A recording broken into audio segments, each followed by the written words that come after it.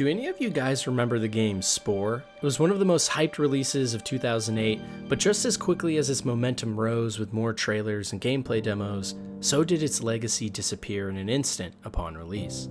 There were bugs, gameplay issues, and most important of all, the game didn't live up to the dream that so many people had created in their own heads for it. But for me, as a lonely kid sitting at home, I fell in love with it. The cute character design, the varied gameplay between each stage, and most of all, the risks the game was willing to take to actually create something new and interesting. Despite the fun I was having though, Spore was already set on its journey to join the now growing sanctuary of games stricken with disdain, where the only sense of satisfaction you can feel playing them is your own, in a sea of hate, or rather, that primordial soup that is your heart and soul. You know, it's strange being in that place and feeling like you are wrong, playing a game that you can't help but struggle to put down, that so many others are pained at even the mention of. I remember as a kid looking at the forums and talking to friends about Spore and being struck by just how many people hated the game so much. I loved swimming around as an amoeba, creating my first wacky and zany creature, and eventually leveling them into a spacefaring race. It was a game that was so ahead of its time, and it's because of its ambition that it failed to hit its mark completely. But it was the hate it received post-launch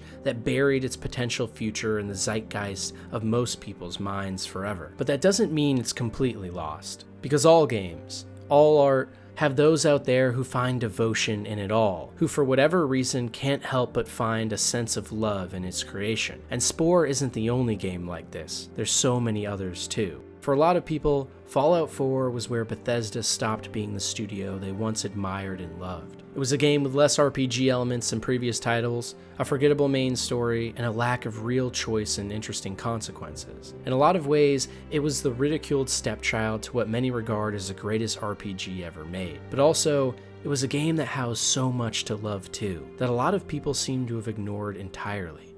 And I get it. You see, I grew up on Oblivion, and it's been my favorite Bethesda game since. Probably not too uncommon for most fans of the studio. That's falling in love with their first game from their creators. But in Fallout 4's case, I only actually got around to playing and completing the entire game recently, and I was surprised by just how good it actually was. The crafting, gameplay, and general world building was the best in the company's history in many marks. And more important than any of that, it had that special magic in Bethesda games that's just hard to describe, where the world is worth exploring. Yet despite all of that, most people online nowadays trash the game. And even more hated is the follow-up, Fallout 76. Now, I'm not about to just love 76 by any means. It's a fundamentally broken game on so many levels. But the funny thing is, I will vehemently come to the defense of one thing, the exploration in this installment, the core of what makes Bethesda games so great. And when I read the comments and discussion about Fallout 76 online, I can't help but run to its defense in many ways like this. That feeling like you have experienced something that everyone else is missing. A world worth diving into and understanding. A world that you can get utterly lost in. But if you only look online, you're being told it's nothing but a complete waste of time. I too hate the majority of the game. It was a waste, bad design, full of horrible choices like no NPCs. But that hatred for the game and what it stood for took over the narratives about the game that were actually good, the parts that I couldn't help but really enjoy. Because when something is so enveloped in hate, it sometimes becomes hard to even see the light. It's a struggle falling in love with a game that nobody likes. And no game taught me that more than Cyberpunk 2077. You see, when Cyberpunk first released, it was met with one of the biggest catastrophes and controversies the gaming sphere had ever seen.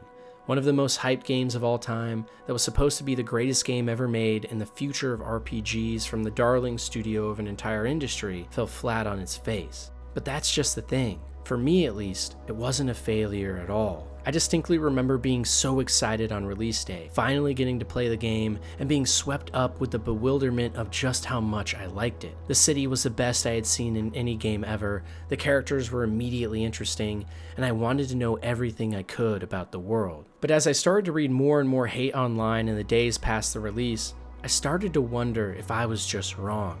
Every time a small bug or momentary glitch occurred, I thought to myself about how everyone online was right.